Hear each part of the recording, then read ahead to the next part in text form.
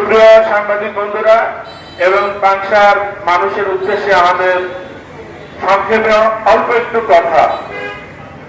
আমরা সবাই জানি সাংবাদিক হলো একটা জাতির বিবেক।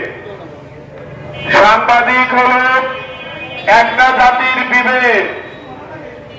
আমার বলতে এখন আর কোনো দ্বিধা নেই যে গাজীপুরে বিবেকের জবাই হয়ে গেছে। কথা ঠিক কিনা বলেন? আজকে আমাদের বিবেক গাজীপুরে নিহত হয়েছে। আমাদের দুঃখেরও শেষ নেই, আমাদের কথা বলারও শেষ নাই। আপনারা জানেন এই 17 বছরের ফ্যাসিস্ট সরকার বিদায় করার জন্য এই সাংবাদিকরাই কিন্তু মুখ্য ভূমিকা পালন করেছিল। সেই কথা যদি এই সরকারই ভুলে যায় তাহলে এটা কিন্তু সবচেয়ে বড় দুঃখের বিষয়।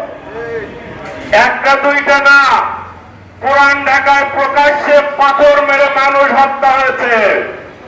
এই সরকার কিন্তু দৃষ্টান্তমূলক কোন শাস্তির ব্যবস্থা আজও পর্যন্ত করতে পারে না।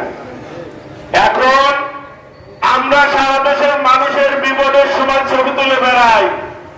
এখন সাংবাদিক হত্যা হয়, সাংবাদিক জবাই হয়, সেই ছবি তোলে সাধারণ মানুষ। এর চেয়ে বড় দুঃখের কোনো কিছু নেই। আমি কথা বেশি বাড়াবো না। এই সরকারের উদ্দেশ্যে আমি একটা কথা বলবো, যদি আপনাদের ভাবমূর্তি আপনারাই নষ্ট করে ফেলেন, যদি আপনাদের ভাবমূর্তি আপনারাই রক্ষা করতে না পারেন, তাহলে কিন্তু এই দেশের মানুষ বাধ্য হবে। এদেশের মানুষ কিন্তু সবই পারে।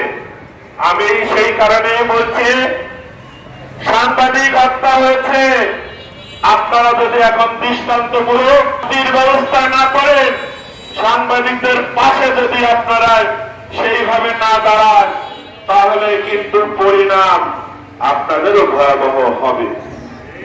আমি বলতে চাই, আজকে আমরা মফস্বল এই পাংশা উপজেলা শহরে আমরা কেন কারো কাপড়ে মুখ বেঁধে কোন বক্তব্য ছাড়া আমরা কেন রাজপথ দিয়ে হেঁটে বেড়াবো?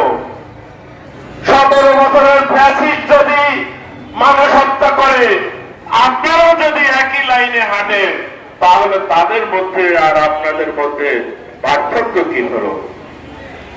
আমি সাংবাদিক বন্ধুদের বলবো, আমরা সারা জীবনী চ্যালেঞ্জের মুখেই আমাদের পেশায় আছি, আমাদের চ্যালেঞ্জের মুখেই থাকতে হবে।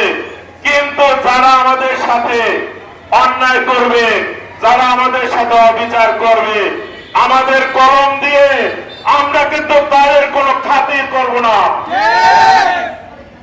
এই কথা মনে রাখবেন। আমরা প্রশাসনের ভাই যারা আছেন, আমরা প্রশাসনের ভাইদের বলবো, আপনারা মেরুদণ্ড মজবুত করে, আপনাদের যেরকম আমরা সহযোগিতা করি, আপনারাও আমাদের সহযোগিতার জন্য মেরুদণ্ড সোজা করে আমাদের পাশে থাকবেন। যেখানে সাংবাদিক তুহিনকে হত্যা করা হয়েছে, আমরা কারো সেখানে কথা বলছি না।